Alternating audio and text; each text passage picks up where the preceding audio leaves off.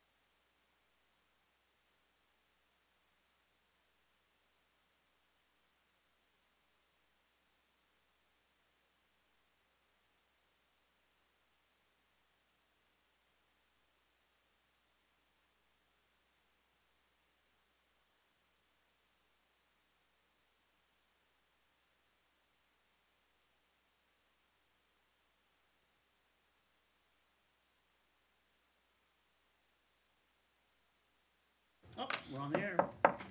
All right. It is 3:58, and I call to order the meeting of the Measure J Commission for February 21st, 2019. I will do the roll call. Commissioner Bernstein. Here. Commissioner Bixson. She is out. Commissioner Vice Chair Craig. Here. Commissioner Chair Gazan here. Commissioner Gray. Here. Commissioner Johnson. Here. Commissioner Lass. Here. Commissioner Robin. Here. And Commissioner Soto. Here. Great. All right, I'll have Commissioner Johnson, if we can stand, lead us in the Pledge of Allegiance. I pledge allegiance to the flag of the United States of America, and to the republic for which it stands, one nation, under God, indivisible, with liberty and justice for all.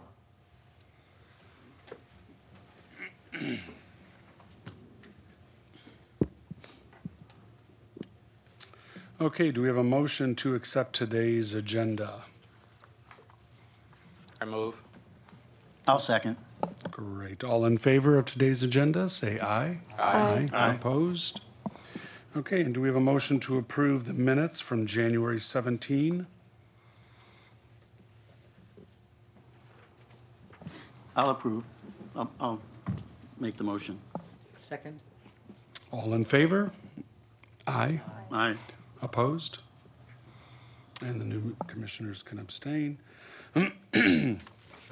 Okay, this time is for public comment. This time has been set aside for members of the public to address the Measure J Commission on agenda items and items of general interest within the subject matter jurisdiction of the commission.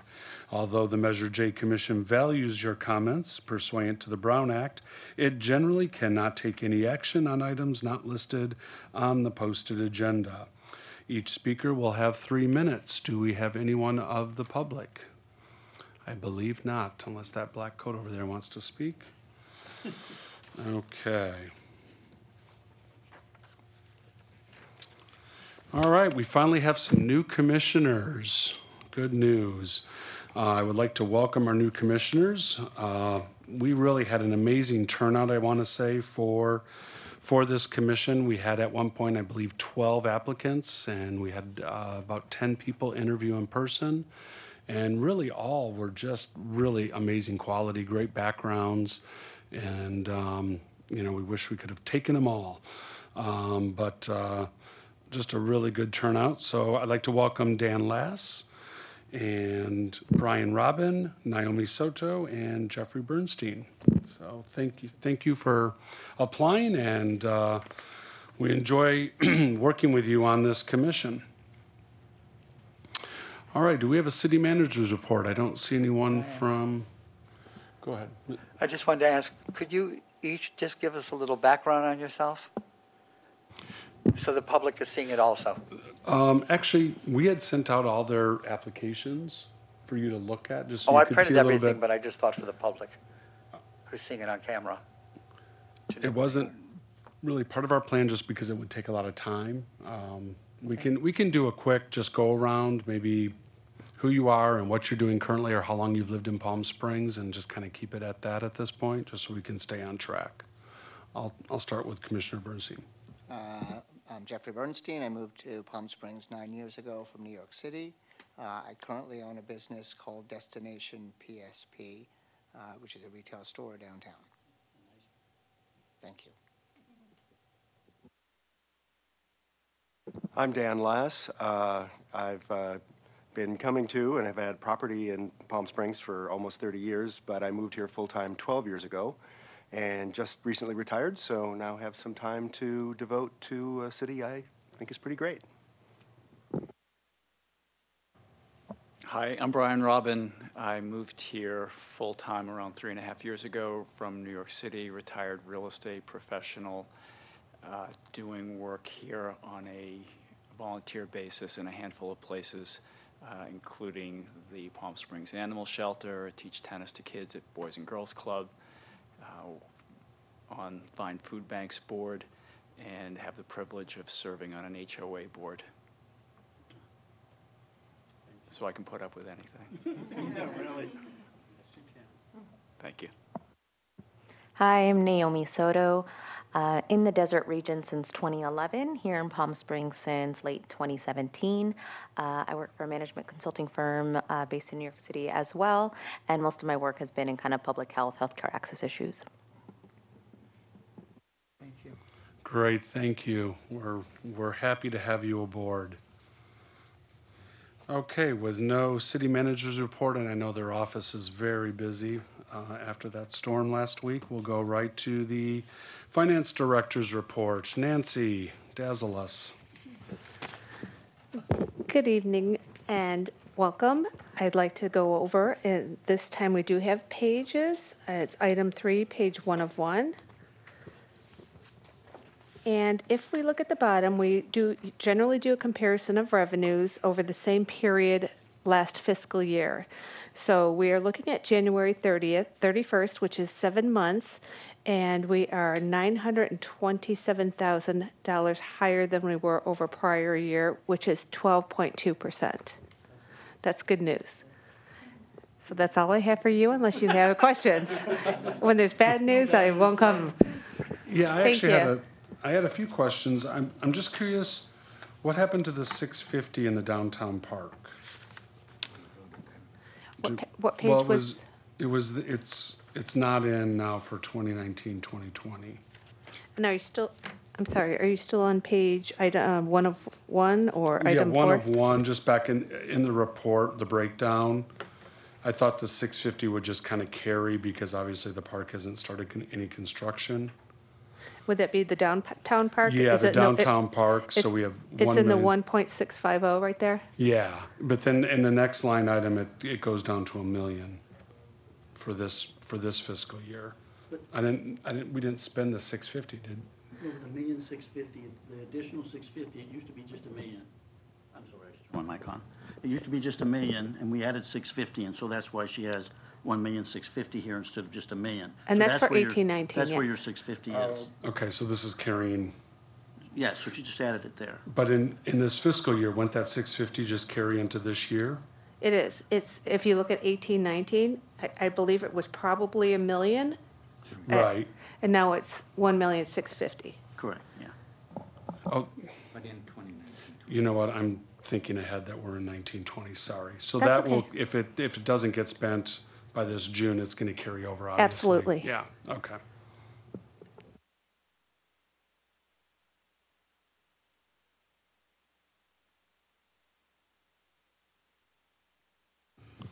Okay, any other questions? Boy, you got off easy today, Nancy. All right. Moving on to the staff report. I will hand it off to Joel. Good evening. As part of your package, you received two reports. One, we wanted to go back and visit, hopefully for the last time, we don't call it hotspots anymore. We are calling it the community projects. So we're going to talk. Don's going to talk a little bit about that. And the other piece of the packet that you received was a list of the unfunded capital projects. I believe last time the commission wanted a little bit more explanation as to what each one of the projects was, and I included a description of each one of those unfunded capital projects. So it makes it a little bit clearer. If you have questions, you can read into what each one is. So for now, I'm going to turn it over to Don, and we're going to get started with the community projects. So, yeah, thank you. If you can turn to your packet and for item 4, page 6 of 8, on the top it says Measure J, Community Initiated Projects. We used to call them hotspots, but just for the new commissioners here, what this was in 2015, we went out to the community and asked for various projects that they thought could be paid for by Measure J funds. And there was about 280 applications came in.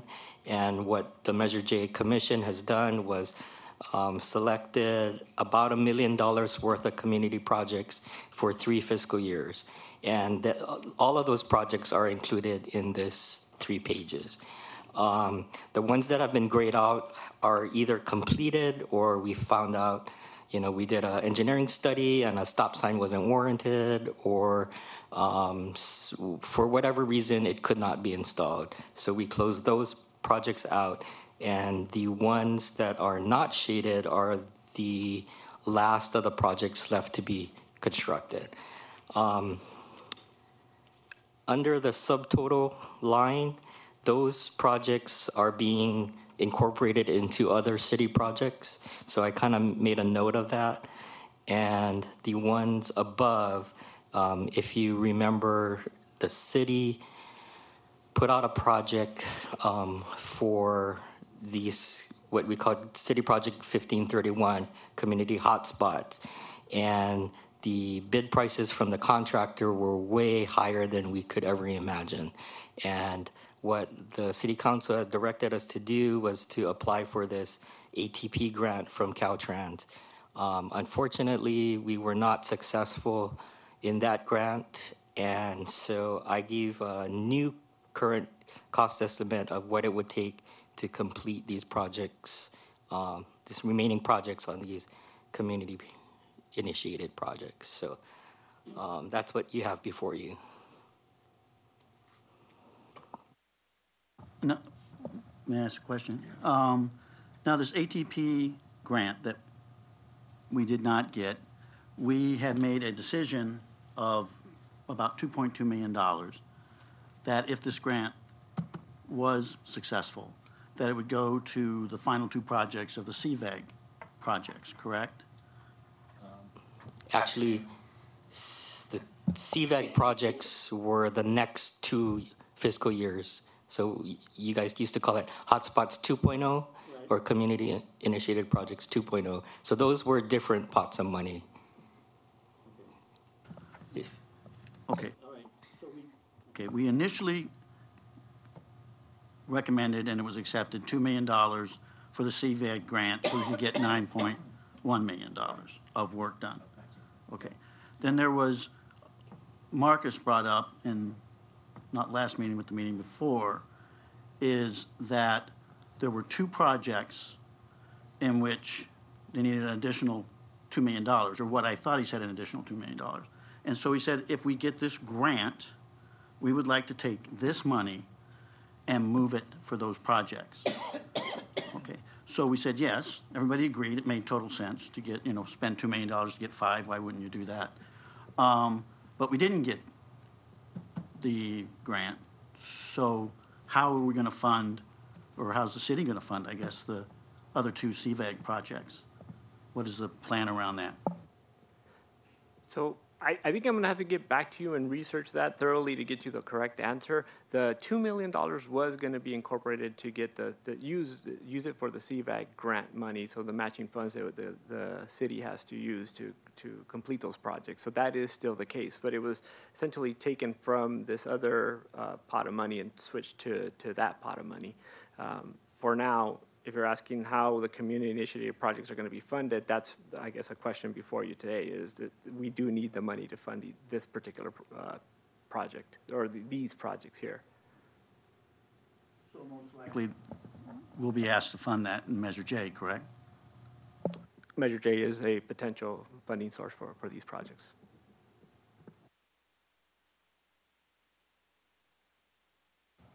Commissioner Gray.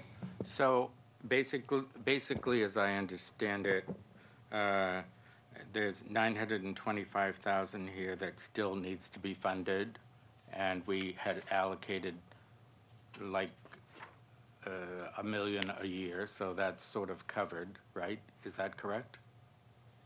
Yeah, you could use the money that you have every year to fund these projects. Yes, and then you have one at $307,500, and then you have 3 that are not graded out. I'm not good at quick math, but that looks like another approximately $175,000 to $180,000. Is that correct? That's correct, but those 3 projects that are unshaded are actually already built into 2 projects, the 1709, and the other one is the development Section 4 master plan. It's ongoing. All right, so those don't need funds. You already have funds. Correct. Okay, so you're really just looking at the 925 and the 307,500. Is that correct? Just the 925, the 307, we're submitting that to the SB 821 grant. And that's a grant that we've been very successful in the past. By separating it out from everything else, we think it makes it more attractive. And the Riverside County makes their decisions really quickly. So we'll know by June of this year whether or not we got that grant. And that's for the Sunny Dunes sidewalk. So these 6 projects that are still unfunded, that go back to 2015 from the community, are the ones that we still are trying to get the funds for, and this would be, is the money in the current fiscal year, or would that be next fiscal year's funds? That I'm not certain of, if it's this year or next year's. If we do put a project together, yeah, it would essentially be constructed next fiscal year. So that would approximately be the $1 million that we had sort of allocated per year for community projects. Is that correct? That money could be used for this, yes. Yes. Well, it seems that it would be good to finish this list, and this list goes back to 2015 before we get more community projects requests. So that, in my head, I'm just trying to understand that, but that's what I would be sort of be in favor of. Can I just, I'm sorry. Commissioner Just to be- Johnson? Just to be clear, especially with new people in the room, we've already allocated out to 2020 our community projects, and that is the money that's going toward the CVAG grant. So we won't have new community projects until 2021, depending on how things go. Just to be clear. Yeah, right? All right. Senator Craig, or Commissioner Craig, just elevated you. Yeah, I like that. I like that. Thank you. Thank you very much. Did you hear that, Christy? Okay. I wanted to ask, on these sidewalks, in 1992, when the American Disabilities Act was passed under President Bush, there was a mandate of 2020 is when all curbs in America are supposed to, there was a mandate for the corners to be done. Is that all included in these sidewalks? So Oh. I'm just asking because I know Where's that was the Marcus mandate. when you need him? man? Yeah. So the city has a ADA transition plan that we've been incorporating for a while now. Every new project that we have, we incorporate ramp fixes, sidewalk fixes, things of that nature to adhere to the ADA Act. And the transition, I don't know if the actual plan states that the projects need to be completed by a certain timeline. The plan has to be in place and you have to be following it. And that's what most agencies, or all agencies in the Coachella Valley and in the state are doing. Okay. That is what Marcus said, is it has to be in process. It doesn't have Yeah, to be completed by you're right. 2020. But these 6 would include that anyway. Well, yeah, obviously, yeah. If you're trying to complete sidewalks anywhere, they help the city meet the transition plan goals. Okay. Thank you. And basically, once we're done with these 6 and what's submitted for the SB 821, we can put this community project behind us. That is correct. All right. Will be completed, Great. and then we can move on to We the can- new unfunded projects that we have. Excellent. Okay, thank you. I have a quick question. Commissioner Soto. To confirm, the projects that are in gray that are identified as deleted or completed or kind of done in some other way, all those dollars have been reallocated at this point, right? The money that wasn't spent there is still part of the Measure J funds. They're unscheduled and other, yeah. And to dovetail on that, a lot of that money that wasn't spent is getting soaked up in higher costs for the actual projects that didn't happen, 2 or 3 years ago, and now those costs have gone up. And you can kind of see that even with these highlighted, where was the original estimate and now the current estimate. So we're absorbing, much to our dismay, a lot of that, what we thought would be newfound money to basically just get this job done. Right, to expand a little bit on that, when we went out for the ATP grant funding and we got estimates, the costs came in significantly higher than what was estimated for those projects. But the majority of those gray projects are sort of completed projects, so obviously the money is spent because they're completed. And then there are some really, a lot of small ones at like $33,000 that were deleted at the request of a property owner or some other reason. And those obviously are, that money is kind of where we're still using. But this was sort of a big list that's quite a few years old, and it would be great if we could finish this list before we get, requests for another 200 things. Yes, Commissioner Robin. Thank you. To clarify that and comments that Commissioner Johnson said previously, am I understanding correctly, the $1 million a year for community funds is a going forward allocation? However, there is an active list of previously recognized community projects that include this 925 list. Is it cast already that there will be no more potential projects identified from the community until 2021? Did I hear that correctly? That is only because that money is committed already to the matching up the CVA grant, and that is the grant in which we gave $2 million so the city could get $9 million. And so we were willing to tie up those community project funds in order to get that kind of return. Okay, and thank you. And with that tie-up of community funds for community projects, does that also mean that as, call it policy, as intent, that there would be no additional projects requested until the funding of currently designated projects has been exhausted? Okay, there are capital projects and then there are community projects, right? The community projects are $1 million a year. Mm-hmm. We have between $5 and $8 million a year usually to put toward our capital projects, which come from staff. Then we consider those, and that's when we go to the City Council in May and make our recommendations on those. The community projects kind of are decided here, but the capital projects, the final decision is definitely the City Council. They decide at the end of the day, whether to do it or not. We're just a recommending base. And to answer that directly too, we're community projects right now are tied up through fiscal 1920, correct? 2021. And 2021 is it still hotspots? No. No.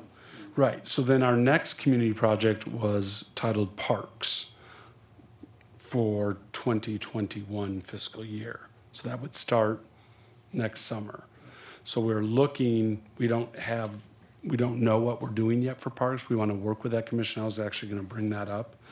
And then we can start the discussion of what we want that 1 million to be for the next fiscal year, because as we've seen, these projects take time. It depends on the project. If it was one simple little thing that cost $1 million and it can get plucked down, great. Mm-hmm. This was a real cumbersome project because it had just a ton of different areas around the city that needed repairs and fixing, missing sidewalks and pedestrian crosswalks and fixing different roads. And so it was just such a huge behemoth of a project, and it just kind of took a long time. So ideally, hopefully the parks project might be something a little simpler. We don't know that, but again, those projects, then they got to go out to bid. They got to get designed. Yes. Or designed and then go out to bid. And it's definitely a process. So we make these decisions and then they happen sometimes 3 years later. Fair enough. If that kind of answers that. I think maybe he was also asking, though, I'm not sure, but I think you're asking. So the way projects come to the commission is that city staff bring projects, and those are called kind of city-initiated capital projects. Obviously, sometimes community people come to this meeting and request funding. But like 2014, 2015, a big meeting was held whereby through PS1 PS, I guess it is, a group, anyone from any neighborhood or any place, put forth ideas for community projects. I think what you're saying is, no, we probably wouldn't do another general-wide community request because we don't have the funds yet until we finish these, and there's no point in asking the general community through a big meeting for their wish list until we finish the projects that we initiated way back in 2015. So hopefully that answers your question. That is it, yes, thank you. Commissioner Craig. Last night at the city council meeting, the city manager talked about the recent disasters here in the valley, in Palm Springs, with the streets and the rain and the bridges and the roads. And it's all going to be discussed, if I'm saying it properly, at the council meetings coming up on the budget in the next few months, about what has to be spent. And he even gave a number last night that the golf course could potentially lose $1 million for the next year, and it could cost almost $1 million to repair. Am I getting that right? Yeah, I believe $1 million in the next month just from the loss of operating revenue while we fix the golf course. Yeah. Plus, it could take $1 million just to fix the golf course. It's not insured, right? So I was just wondering, is this something that's going to be coming to us? Sorry, the golf course is insured, but the land isn't insured. You can't insure against that property damage to the land. I'm a little tired. We were there until 11:45, some of us at this table, so. I guess that will be a wait and see, Commissioner Craig. It just, I just looked at it as is- something that but I as think far is as going to come. community projects, we will move forward Yeah. with parks down the road. And I'll just address that right now. This is usually the time of year where we would meet with a commission to get a recommendation another commission of the city, to get a recommendation as far as a community project. We have chosen parks. The Parks Commission is actually meeting this month to kind of decide what their priority is as far as what they would like to see. So once they have a little bit of a clear path, we'll invite their chair or anyone from that commission to join us, and then together we'll work out what we think is the best fit to spend that $1 million for the next community project. And then we would look at the next fiscal year after that, probably a year from now. And again, maybe it will be something that bubbles up through 1PS, which is a great source of kind of getting community input at 1PS meetings, or it could come from a commission. We might have a strong opinion as a commission ourselves. Maybe it's an art project or something that we want to see. And we'll we see these needs around the city, and something that hopefully benefits as many of the citizens as possible. Commissioner Lass. And would that include the downtown park, or has that already pretty much been discussed and the allocations made? The allocation right now is the 1.6 that's made, and we'll kind of go from there as their needs develop. It's under design right now, and it's appearing to be over budget a bit. So I'm shocked. We'll see what happens, and shovels haven't hit the dirt yet. We can always, take something out if the city feels it's necessary or not. So we'll again, that's one of those kind of wait and see. And I think I remember seeing some projects for upgrading some toilets and lighting and stuff like that in some parks. That's in the past. that's totally different, and that we recommended last May, and that's still on the books. It's not approved necessarily, but at our meeting, we discussed possibly even adding money to it. Okay, thank you. Yeah, and a lot of what we suggested last May has still not totally moved forward. It's a priority, and it will probably be looking, it's pretty much what's on Yeah, I the saw handout that from there. staff. Yeah, so a lot of that is redundant to what we recommended to council almost a year ago. And again, those are priorities. Okay, thank you. One point of clarification on the park community project. They understand that if the downtown park needs the money, it will go to the downtown park, that's the first priority. They're not happy about that, but they do understand that. And I can say I was the former chairman of Parks and Rec, and we were not happy. I don't think I was even aware of that. Of the downtown park. I have a question. So how did you budget the $1 million for community projects? Where does that number come from, and how is that determined? Actually, it was before anybody in this room was here. David Vogel negotiated that with the city council. At that particular time, there were a number of commissioners that were really actively moving out into the city looking for community projects, and it was getting kind of disruptive. And so they wanted to kind of rein it in a little bit, what would make the most sense. And so between David, he met with Jeff. I don't know who all was, Jeff was the liaison at that time. I don't know who all was involved. But then it was decided that, okay, community projects, commission, those are yours. You do it, we'll approve them. Capital projects will come from staff. And that was agreed on. David preliminary agreed on it, brought it to the meeting. This was like 2 meetings before I started. Brought it to the meeting, the commissioners all agreed with that, said, fine, we won't, go flooding the community anymore. And that's, $1 million was the number they came up with. That's all I can tell you. Thank you. Yeah, I believe that it was done at the same time that the 3 million for the streets was approved. So it was sort of like every year we're going to have about $4 million go towards this, so we don't have to discuss it every single time. Obviously, the $1 million for community projects, we have to discuss what those projects are, but we don't really decide which streets get paved or don't get paved. We just have allocated in a yearly budget $3 million for streets. So it's kind of the same thing, and we're trying to just sort of finish that. But that's kind of, I believe, where that came from. Obviously, we could always change that because we are a commission and we could change it, but that's where it is. Thank you, and I applaud you for picking parks. I'm really excited about that and happy to work with you on that because I think that is a huge need and excited to see some investment there. So thank you. And I'm a little remiss that I didn't welcome you to this meeting, so we welcome today Council Person Christy Holstedge. Thank you for having me. Well, we're happy to have you here.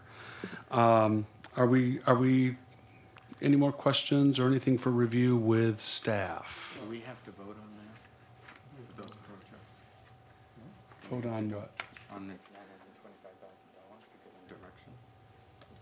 I don't think there's an action on that for right now, no. Okay. And Commissioner Gray, did you have a follow-up too on the library real quickly? Sure. So on unfunded projects as well as projects that are on the books, but I don't think we have that sheet that shows that huge, long list of things that were approved in years past and might still be sitting out there. You do, but I don't think it was in this packet. No, it's not. Okay. We could provide it. That's okay. Yeah, if you want, at any It's time. okay. It's okay. So just for the new commissioners, there's approximately $650,000. Don't take me to the penny here, of pre-year allocations that were given to the Palm Springs Public Library. And Commissioner Johnson and I were selected to be the subcommittee to meet with the public library. And as you know, the public library has a board of trustees, so we requested a meeting with that board. We met with them in January at their board meeting and discussed those 2 particular projects that were sort of outstanding, that hadn't been spent. And one was sort of allocated as far kind of like design and first phase of the library, which was like at $500,000, and I can't remember what the other one was at the top of. What was the other one? You got the Library phase 1. That was that one. You got the phrase. Yeah, but there was one before that. Oh, Library planning. and library planning. So we asked them about that. Their board, like many boards, is somewhat in a flux, and so they agreed that we would. So we basically said we would come back to this commission and say we will not reallocate that money to something else until the board of library directors gives us direction. They requested that we come back, i.e. Michael and myself or whoever else is on the subcommittee for the library, at their April meeting, and they would have a decision at that point in time. Subsequently to that, the library is currently also in a formalized long-range strategic plan, and they held a large community meeting with, I don't know, maybe 40 people, maybe more. I know there were 2 commissioners there, city councilors there who are the city council subcommittees. So City Council Holsted and Middleton were there at this meeting. It was an all-day meeting, and Jeffrey was there. I'm also on it. And so for those of you who don't know, I'm a former Board of Library trustee, so probably that's why I was on it. But anyway, so they discussed, you know, where the library is going to go and what that, in the future, over the next 5 years. We don't know what that report will tell us, but an informal poll was taken that day to see how many people would like a new building versus how many people would like to remodel, and basically it was split down the middle. So I don't know that there is a decision, but I'm sure finances will help decide that decision, as well as some other factors. So as far as the unfunded projects that you see here, this $5 million, number 22, and 21 is a different project. That's kind of where we stand, and so that's sort of our report from the library subcommittee, basically on previously approved funds from Measure J, as well as future funds for the library. But I think we will have a better answer from the Board of Trustees for our May meeting, because they meet after we meet, usually in the month. So, there are 2 other support groups for the library, the Friends and a foundation, and so they would probably have input too. But in this particular case, any funding request would come from the Board of Library Trustees, because they have the, they would, yes, it would come through them and then staff, but basically the board would make that decision.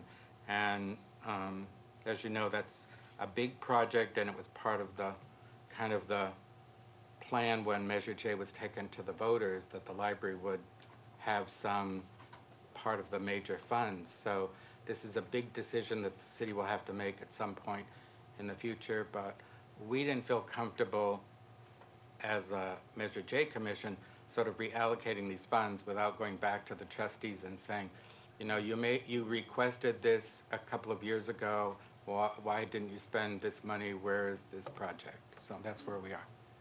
I do just want to do one point, and that is, we didn't decide as a subcommittee that we would hold this $623,000. We had a meeting with this group and decided that that's what we would do. Then we went to that meeting and told them that. So it was a commissioner's decision to hold that money. It was not a subcommittee's decision. The subcommittee doesn't make decisions, they make recommendations, and then the commission decides. Right, right. So they asked us to hold it until we... Yeah, but they were very happy that we would hold it. Yeah. May I comment too? Yes, This is please. as a city council subcommittee for the library as well. So for people who are new, we have a big decision, like was said, as a city about what to do with the library. The existing building needs about $5 million if we were to stay there, just to kind of get it up to snuff. And probably $15 million to fully renovate it is the last. They said 11 at the meeting. 11, but it's going up and up and up. So a lot around that amount. And then there's conversations. We're talking to College of the Desert, so COD. They're building their West Valley campus, and so we're entering into sort of conversations with them about if they would build maybe like a joint use library. They have no need for a bricks and mortar book library at COD, so essentially they maybe would give us the space, but wouldn't help a lot in paying for it. to build. And then there's some conversations about building a library downtown. Grit Development has offered and had started to have some of those conversations. They were there at that meeting and we're talking about that. So perhaps having working in a public-private partnership or something like that to build a library downtown. Still, the city owns the building at the library, our main library, and so we still have those costs. It'd be great for the new commissioners to get that full list. I know it's a lengthy document, but sort of all of the assessment of our city buildings and their status, because we did an assessment about the needs, which ones are in poor condition, which ones are in fair condition, what kind of investment they need, because we do have aging infrastructure and aging buildings, and that's a big need for us. I know we're kind of dragging this topic out. As far as the infrastructure, it just basically needs $5 million, the old library, just for infrastructure. That's what I understood. All the non-glam, we're looking at foundational. Okay. Roof, plumbing, kind of ADA. So then beyond the 5 millions, we're looking at new bathrooms or an addition if they want a community room or a theater or whatever. That's all on top of the 5 million. Yeah, the library did about 5 years ago, the trustees hired a library planner to come in and look at that building and assess it and give them a schematic plan for how they were going to renovate the building. The 15 million would include some new parking. It would include a totally renovated building. There's space in that building that's totally not being really used because of the way it was designed in the 70s and way library service is today. So yes, it would be a gut job. The $5 million is just basically air conditioning, heating, water, electric. When that building was built, the city had a electric system that generated electricity, and that's in part of that building, which is no longer used. So it's just a big, huge room with this mechanical equipment that is totally outdated and not just sort of sitting there, but it's unusable space. You can't really use it. So there are all kinds of things like that. So the $5 million, I don't even think it could be done, because in order to really do even the $5 million, the library would have to leave the building. So it's really, it's not something like you could just go in and fix this room. You would have to fix the whole thing. Once you've spent $5 million on the building, you could have a nice building, the exterior walls and so forth, but you would still have an empty structure that the city owns. So that's a big concern that the city will have to deal with. So, just though in the explanation of the 5 million here, they talk about other things besides the heat and electricity. Talk about new rooms and. Well, I think that this is, I don't want to speak for the Board of Trustees, I'm not on the board now, but basically nobody is going to build a library in Palm Springs or anywhere probably without a public-private partnership. So that means that the Library Foundation and the Friends and the trustees may have to come up with $5 million. They have, so that would be, and then if Measure J gave them $5 million, okay, now we got 10 million. Maybe you have to go out and raise another $5 million so, from the public. So that's kind of how it would really work. It's not that the city would ever pay for the whole project, but the trustees have an endowment fund, the foundation would have to kick in money, and the Friends have an endowment fund. Those organizations would give money to a new library or a renovated library. They're not going to spend the money, they don't want to spend the money, although they did once to fix the roof. They don't want to spend the money just piecemeal because that eats up those endowment funds. So, but this would not be a total project on the And then other ways that people do it is that they go out for a bond, but according to Mr. Reddy, the city isn't able to do that. We are already too indebted. So I think it's going to be, you know, trustee foundation money and then public money and city money. Okay, let's move on to some new business. I wanted to discuss amongst all of us a little bit of some marketing around Measure J. And a lot of this came up actually in the commissioner interviews, and it was kind of a common thread with a lot of the interviews about public perception or public ignorance, or just the fact that there's a lot going on that Measure J is paying for, but we're not seeing a lot of visibility of Measure J out in the community. And I think council was in somewhat of agreement on that.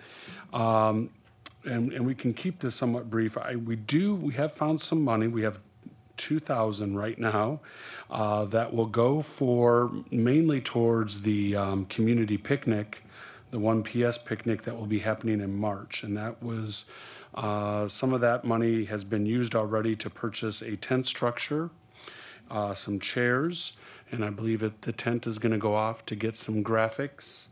So there'll be a little cost with that. And then maybe some flyers to be produced for that picnic, or that we can use in general. And I do want to get to the flyers in a minute.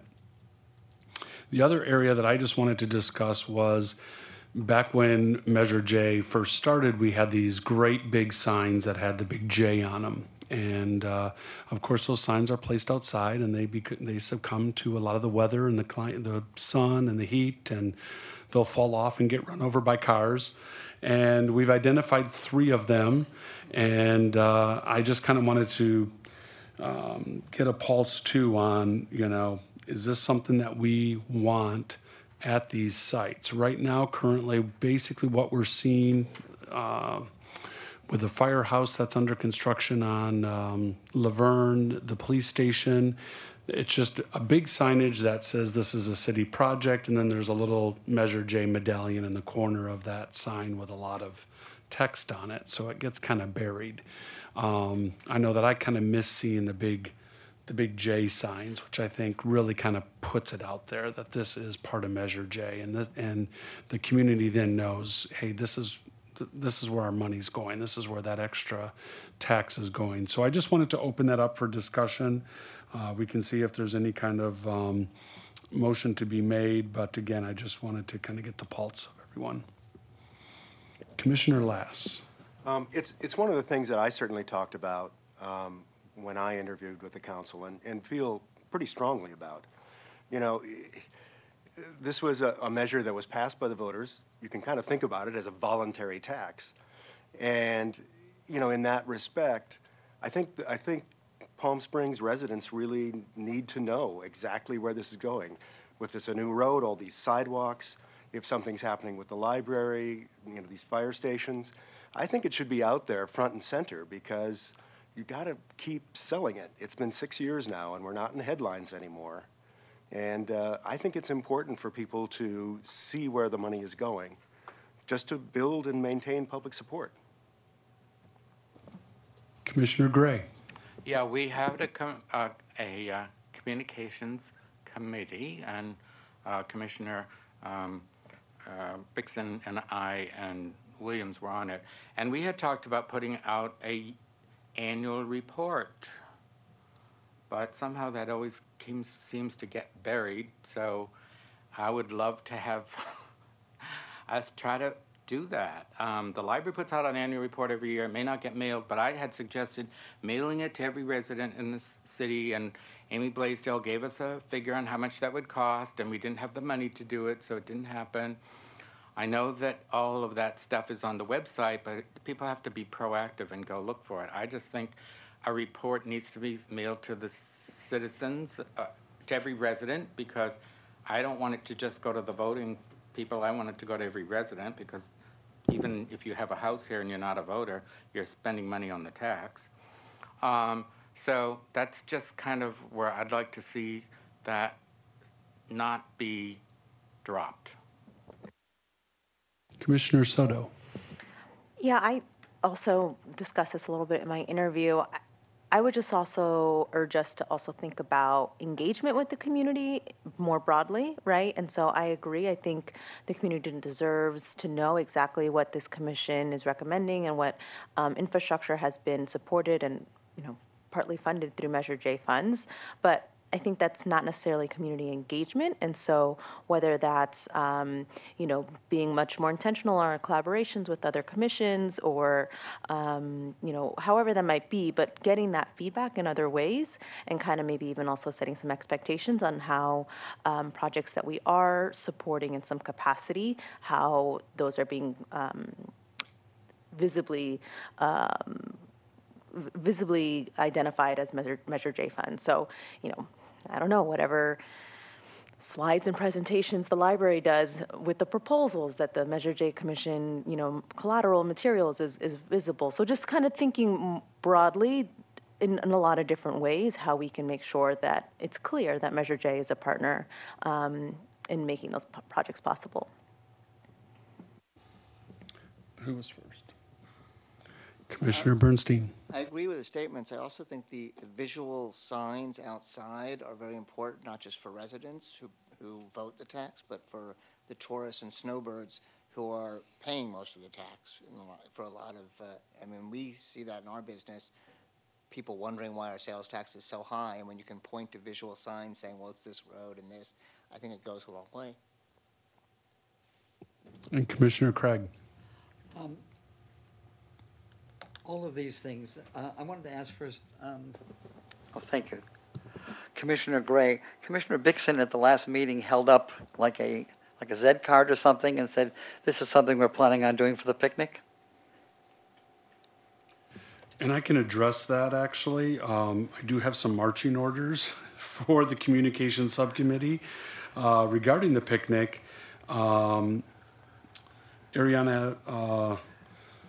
will make something up. She will get made something up, but she needs direction from the Communications Subcommittee on what you would like a flyer to look like or what you would like it to include. She has a lot of collateral, but I think this is something that maybe you could get in touch with her and just have a side meeting with her, and then she'll get that flyer made up for the picnic. So that at least we have something for that March picnic, for the 1 PS picnic. Whether we want to do something bigger beyond that, one thing to keep in mind is these monies don't come out of Measure J funds, so we've got to find these funds somewhere else. Mailers can be expensive. Just to do a large glossy postcard, you're looking probably around $9,000 to hit every resident. Whereas I feel we can get more bang for our buck with the large J signs. I don't know how much they were to, and again, it predates all of us in this room, but I'd rather see, see what that would cost. It's probably cheaper, and again, it's so much more visual, and it really denotes what we're working on. So a few of those signs can hopefully go a long way for a year or two before they're, again, destroyed by the elements. The only thing I like the signs too, and they're there when the project is ongoing. Certainly when they were paving the streets, there were little signs that said Measure J, whatever. But, after the project's done, the sign goes away. So, 4 years from now, or 5 years from now, how many people are going to remember that, the fire station was done by Measure J? People don't remember that kind of thing. So unless there's some really permanent thing, and we had talked about that too. But all of that costs money. But I still think because this has new projects every year or new things that we vote on every year, that some sort of annual something is important. And I don't know whether that annual thing that could be for the picnic, and so it's this flyer that you're talking about. But somehow we need to keep that up because what happened 6 years ago is not going to happen now, and what happened 6 years going forward isn't what's happening today. So it's always going to change. And the flyer will not come out of that 2,000 budget, so for March. So whatever we create for that, but that is something that, again, the subcommittee needs to get in touch with Ariana. She would like you to reach out, and she will create whatever you deem is important. I Commissioner Craig. wanted to keep going, I'm sorry. I want to ask a question. Dr. Reddy puts out an annual report that gets mailed to the public every year. Couldn't we have a page in there about Measure J, so we wouldn't be putting out the cost for a flyer or something, because the city puts that out, and Measure J was passed by the voters? Is that something that can at least be brought up? Yeah, so those were my thoughts and I don't know how much you work with like Denise Goolsby for our Office of Neighborhood Involvement, who puts out a weekly report to 1PS and neighborhood organizations and residents and people who've signed up for that list. That is not everyone in the community, but that's a good way if we think about at least online reporting. Because the animal shelter, other boards and commissions that I've worked with do that, and it's really successful. I think this is a really important conversation, and I agree with you that it's a problem in the community, because I had to campaign and talk about if Measure J has been misused. It hasn't. All the information's on the website, but people don't go to the website and read it. So, my job as a liaison, in my opinion, is you're doing this work here, but to lift up your work however I can with the city council. So if there are budget requests, ideas, we can work on that together to get the word out, because I actually think it's really important. I think there's now a little blowback because the community has agreed to tax themselves a few times now, and they want to see it. Measurable results, which we have, but they want to understand that and they want it to be visible. Personally, that's why I'm supporting capital improvement investments into quality of life infrastructure, like the library and our community centers and things like that, because I think the roads has been really successful in a lot of our street repairs and all of our work, but it's less visible now. There's just some fatigue for that people don't see it and understand it. I think same with the signs. I think they were really pretty and flashy, and I loved them, and I would read them at the beginning. I think they're important still, but I think now we've seen those and we're kind of not paying attention as much to that. So that's all the work for you to do. I'm happy to help in any way, but to kind of come up with some ways of how we really can communicate all of your excellent work to the community. And I think that's part of the role of the commission, is to be community ambassadors, to explain what Measure J is and come up, hear from people what would work for them. So I love this conversation, and I'm happy to help in any way. See, many people don't know that Parks and Recreation put in the first ADA compliance playground at Sunrise Park. We did a ribbon cutting with the chief of police, the city council. We had United Cerebral Palsy brought a bus of 59 children to go onto the playground, and it was quite an event. The news media covered it. And those are the kind of things which are important for the public to know, that our city, of the 9 cities, we're the only city with an ADA compliance playground. And that was fun. I mean, so these are important words to get out to people, to know what's going on with the things that we're doing. The fact that we're going to have our name on a tent this year at the picnic and chairs, because Commissioner Johnson and I sat there last year with a borrowed tent, no signage. So this is... the website, and I made like 100 copies so we could pass them out. But so we're... was down there, and they had a nice little pie chart at that time that showed where the money was spent. So that was nice, but yeah, it was kind of embarrassing. Yeah. Yeah. Okay. John Williams lent us a tent. Commissioner Less. I'd just like to follow up on what the council member was saying, and also Commissioner Soto. I also wonder if a lot of people who have strong feelings about the city do attend these neighborhood meetings, these PS1 meetings. Mm-hmm. And for a commissioner from this group, or maybe 2 commissioners, once we've got these brochures printed, I think that once or twice a year we should show up in person. Okay. And talk about the projects we had that completed. person. Christine Hammond did that. for, that just left. This was- Okay, That was our well, last meeting. I guess and- we need to, at least in my opinion, we should Yeah. try to Yeah. revisit that. Yeah, so, Well, yeah. and whether we want, Yeah, I agree with you 100%. That's important. and that can be, go ahead. The other thing I wanted to mention is, again, as a possible alternative to what sounds like pretty expensive, sending out a mailer to everyone in the city, I don't know if it's a public body. If we were to do a semi-annual ad in the Desert Sun, which basically talks about the projects that are funded, I mean, has that ever been tried? Is it? That would be more expensive. Would it be more expensive? Yeah. Okay, never mind.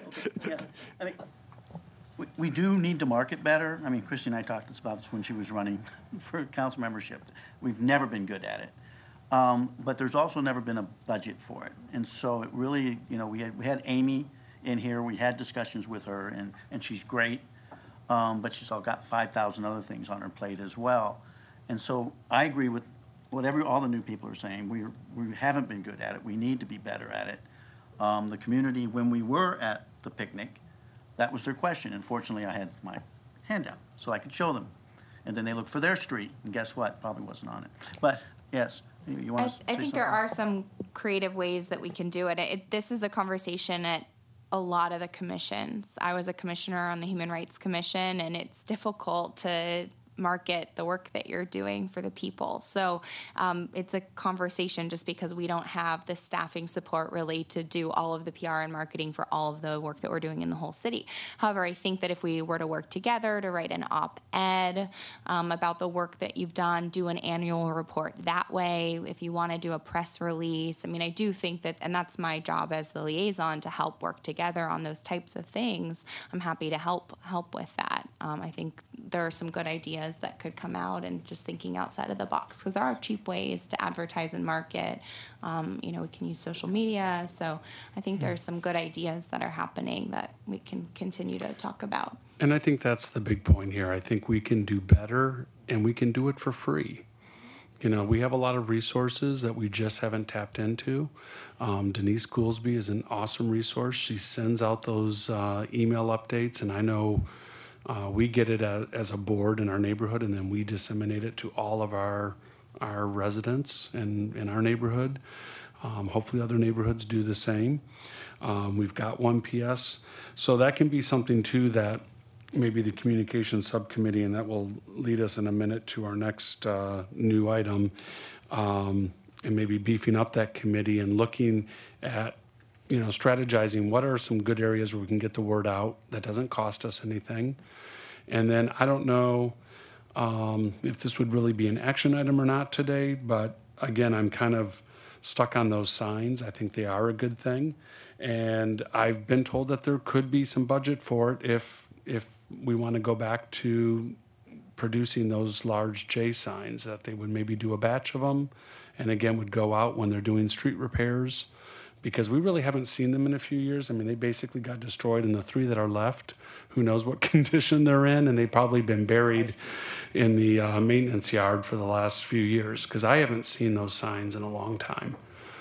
We could go ahead and, That was one of the things we did when we were at the park picnic, is we thought, oh, well, we'll just go get some of those signs. So Mark Marshall drove around the city looking for the signs and couldn't find one to bring to the picnic. Not a big one. And does that take a vote today for us to say that We we're, don't even know how much they cost. well, or that we just want to pursue it, or do we give this? Yeah, we could make a motion to look into the costs, then that can come back to us, and then we can Okay. vote on it. And would this be handled by engineering staff, or would this be Ariana who would work with a different? I think both Ariana and the engineer staff can work to come up with a price. Okay. All right. So do we have a motion to kind of? So moved. Okay. A second? Second. Okay. All in favor in kind of rolling the ball forward in regards to signage for Measure J? Aye. Aye. Any opposed? All right. Excellent. Can I just add that we were allocated $2,000, and the new tent, the chairs, the signage will still be under $600. So we still have $1,400. That's your marketing budget, right? Yeah. And the flyer will not be part of that 2,000, so won't if, be worth it will not, Ariana has another source for it, so, it's just part of operating budget. Nancy going, what? So I say take advantage of it, and Anna's not here to defend herself. of we course. will look at, this subcommittee, and I would say take advantage of getting something put together once we've got that committee together, so that she can work on it.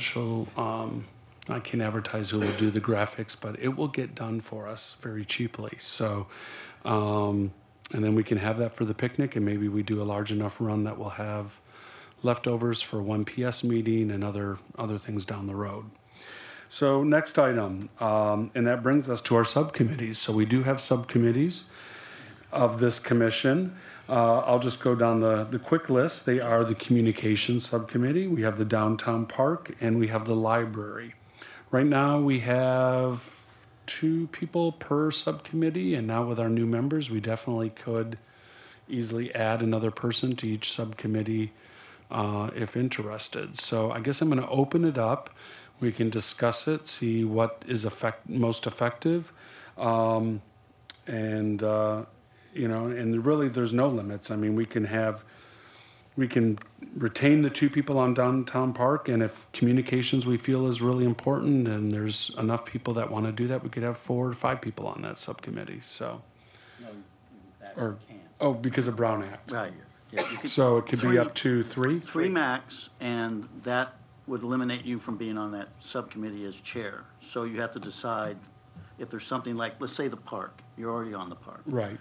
But as the chair, you probably would also like to be on the park. So you could get a 3rd person on there, but you would want to stay on it, I would think.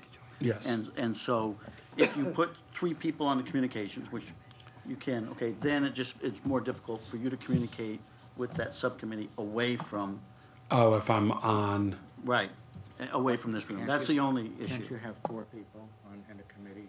4 would not be a majority. No, well, I can just tell you.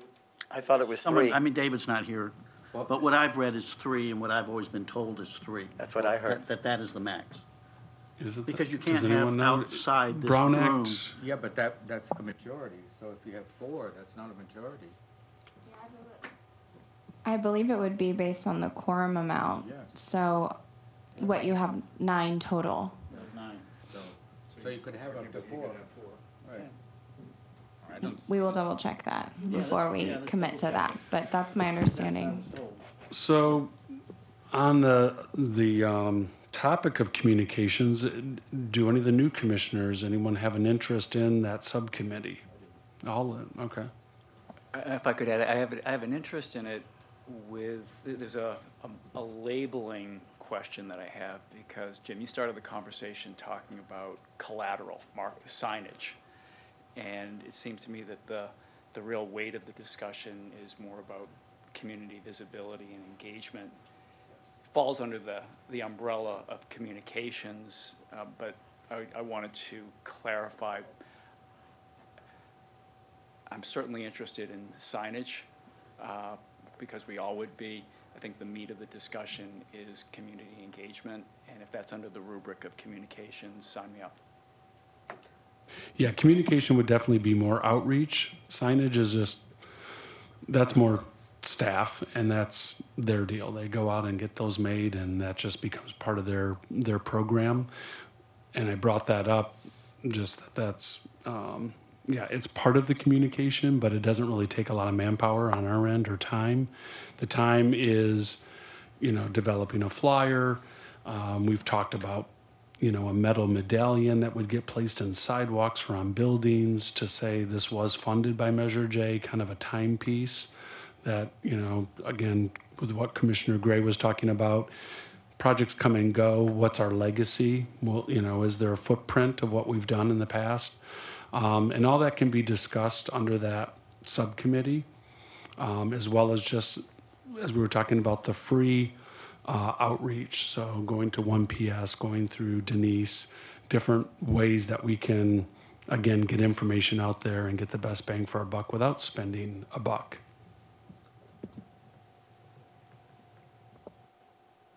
Commissioner Gray. Well, I'm on communications and library, so I'll just stay on those. I didn't understand. I'm already on communication and library, and I'm going to just stay on those two. Well, I'd be interested in the downtown park. In downtown park, okay? I would also echo, I'd be interested in the downtown park. I've done a lot of work around the built environment and how that affects how people live and the decisions to be healthy, so that'd be an interesting one to join. Okay. Any other? Actually, all three of them are of interest to me, so Okay. I'm open. Okay. And Michael, do you think there's a conflict if there's 4 people on park with me being the chair? Not as long as you're one of the 4. Right. Then if I've been standing, oh, yeah. If it is 4, if that is correct, then you can stay on it. Okay. And you just stay on it as chair, and you won't have to worry about that. I stay on this as My- chair, yeah, just the concern that on, was brought to me, and this was when I took over as chair, is that if you had more than 3 people, then the chair would not be able to have outside discussions with those 3 subcommittee members. And so we always limited it to 3. In most cases, it was 2, but that's neither here nor there. If we can do 4, if that is correct, then, I'll ask the city attorney right now. okay. We'll see if we can get an answer. Jim, can you reiterate who's currently on what committees? Sure. Subcommittees? Yes. Because I think I'm a little unclear as to who's what and how many we have. Sure, no problem. So the communications, we have Commissioner Gray and Commissioner Bixson. The downtown park is Commissioner Gazan, myself, and Commissioner Craig. And then the library, Commissioner Gray and Commissioner Johnson. And what about the new people now? Well, the proposal, and we would vote on it, would be for Commissioner Lass and Commissioner Robin to join the communications. And then Commissioner Soto and Commissioner Bernstein to join the downtown park. And library will remain Commissioner Johnson and Commissioner Gray. Well, there could be one more person. Yeah, we could, if someone is interested in the library as well. You can do, but you can have 2. If adding a third is helpful, certainly happy to do that. Okay. Yeah, I think it's good to have 3 because it's a new perspective, and should the library make some decisions, which they're going to make probably within the next year, I anticipate that we would have a lot of back and forth, and they have a lot of. If it became the fact that we had to meet just with, not only with the trustees, but the foundation and the friends and the city council, everybody in the same room, I think it would be good for at least 3 voices from this committee. It's a really important subcommittee for the work that we're going to do in the next few years. And the legal answer is that you can have a maximum of 4 because of the quorum on a subcommittee. But any amount is fine. Then I'd be interested in the library too, then. If that's Oh, okay. Excellent. Okay, so let me make sure I got this straight. We're going to do this as one vote.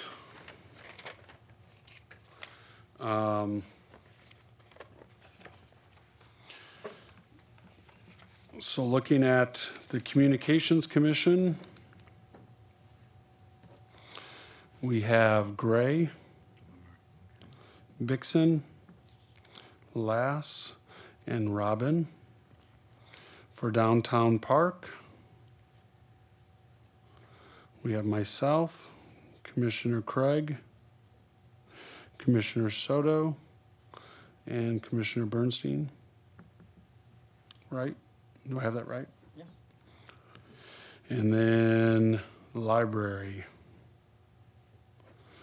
Gray, Johnson, Commissioner Robin, and Bernstein.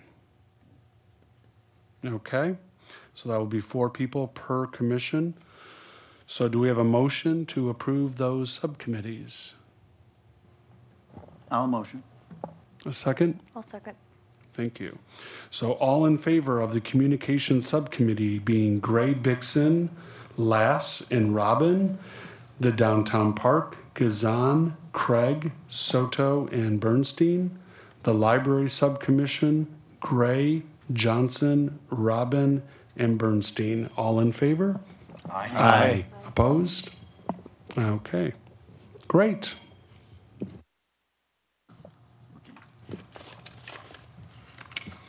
Okay, do we have any public comment? I see that black coat over there is silent. There we go. Any staff member comments? Staff, get you back to work. Any commissioner member comments? Actually, I do have one comment. There's this list of money that was not spent over the years, in which we went through as a commission and made recommendations on what to do with those funds. With those funds. And so I think that we should get that list to the new commissioners. And I can let you know what we decided. I mean, I could do that now if you'd like. We talked about the CVAG grant, so the community projects were put toward that. The other big was the uptown parking structure. It's $2 million. That would go toward the downtown park. I'm not going to give you all the details behind it, but this is what everybody in the commission decided and recommended. We have biking. We decided to keep that money in biking because the biking lanes have not been connected yet, and so we'd like to have that money be for that. There are 3 categories in library. We left all that money in library, as we discussed before. There's a microfilm, which is $40,000 we put back into the Measure J budget. And what was the last? Oh, yeah, this one we did not make a decision on. It's the Alejo Bilardo Church lot. We have $400,000 budgeted for that. Marcus told us that that's nowhere near enough money. And so we said, okay, well, how much money do we need to do it right? And then how much money do we need to make it safe? And so if the $400,000 will make it safe, then maybe we'll just go with that, because we don't have to go back. This is all money that's already been approved. So then we can just at least make that parking lot safe, and then we could decide later under unfunded capital projects whether we would like to enhance that particular parking lot. And so that is it. But I just wanted you to know that we did have a list of projects where we did have money left over, and most of it stayed with where it was at. Oh, trails. I'm sorry, trails. The money stayed in trails. There. Commissioner Gray. Yeah, a lot was talked about the picnic. What is the date of the picnic, and who are we expecting to staff this picnic? And if it's before the next meeting, we need to figure that out, don't we? I don't know when it is. Commissioner Craig? I was going to bring up in my comments, and the event is on the 23rd of March. And repeat that again. It's the 23rd of March picnic. I'm going to ask Ariana to send out to all of you, because of the Brown Act, I can't send it, all the data and the information of any and all of you hopefully can be there to be at the booth. I'd like to also ask that The time on the 23rd? It's at 11 a.m. It's at 11. I always ask everybody if they On can my be there calendar. to be there at 10. Thank you. To help set everything up. I'm also asking that another $100 is approved by us. I want to have, which we do for many boards and commissions, name tags that are done with a magnet, so it'll say Measure J with the Measure J brand logo on it with your name on it. So when you're there, people see it, and we're all equal there in the room. I mean, excuse me, at the outside of the picnic. So You have budget for that, so that's yeah, good. so I would just ask for everybody, is that acceptable to everybody that I have those made? Why don't we do them, but without the names, the individual names on it? Just have it Measure J, and that way we can use them over and over and over again. Would that be all right? They're I mean, so we can tell them our reasonable. name. They're so reasonable. They're so reasonable to have made. Yeah. That I would like everybody, so when anybody comes up to the table and they're talking They know to your name. to any of us, that they see our name. Yeah, I agree, and I think tying it back to our earlier conversation of that community engagement, I think it makes it personal, and people are building relationships with the commissioners. Would you make the motion? I would. I move. Thank you. I second it. There you go. Okay, all in favor of name tags for the picnic, say aye. Thank you. And again, I'll ask Ariana to send out to everybody the details for that date from the beginning to end, and if you can be there, and the time and the place, et cetera. It's at Ruth Hardy? It's at Ruth Hardy Park, yeah.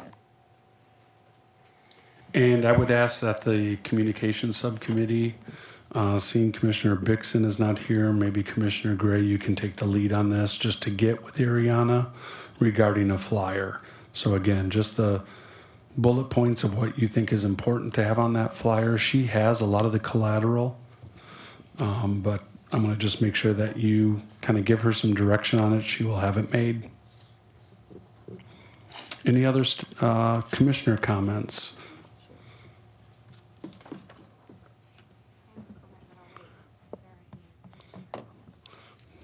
I'd like to say one last thing.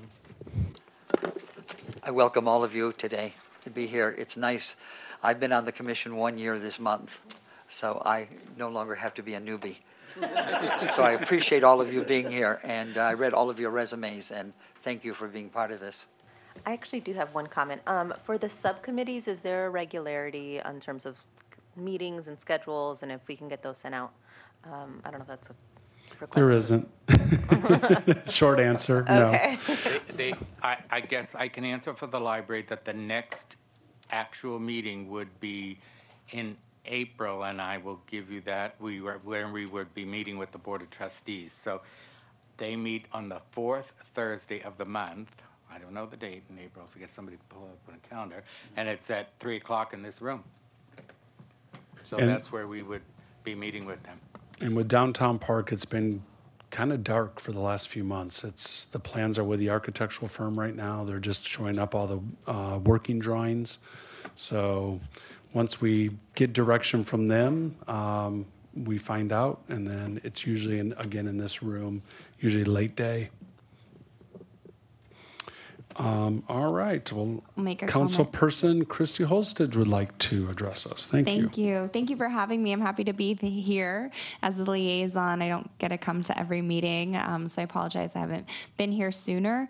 We have about 10 or 15 different liaison appointments and many, many subcommittees and lots of regional boards. But I really do think this is, if not the most important commission in the city, one of it. And I think you do really, really important work here.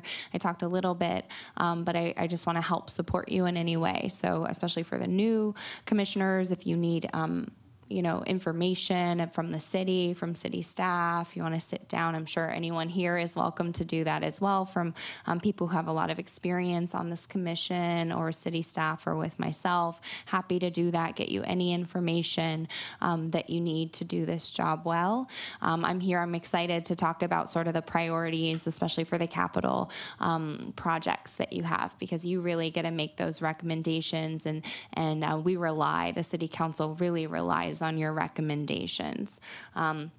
We didn't move forward in some of the recommendations last year, and that was because I had asked, let's take a really strategic look at what are our capital needs and how can we invest, and how can we do that in a fair way and sort of meet some of the needs. So that all comes and generates from this commission. And so I'm excited to see all the work that you'll do here, and I will be here when I can. If you ever need me to be here, just ask me. You sent me the agenda, you asked me, and I'm here. So whenever you need me, I will be here for you, both in this commission and then just my, other time as well if you want to have meetings as the chair, the vice chair, or whoever. So thank you for all your work and your service to the city. We're lucky to have each and every one of you, and thank you to our staff. Thank you. Yeah, thank you for joining us today. All right, it is 5:23. Do we have a motion to adjourn? So moved. Second, Soto? All right. We are adjourned. Thank you. Again, 5:23.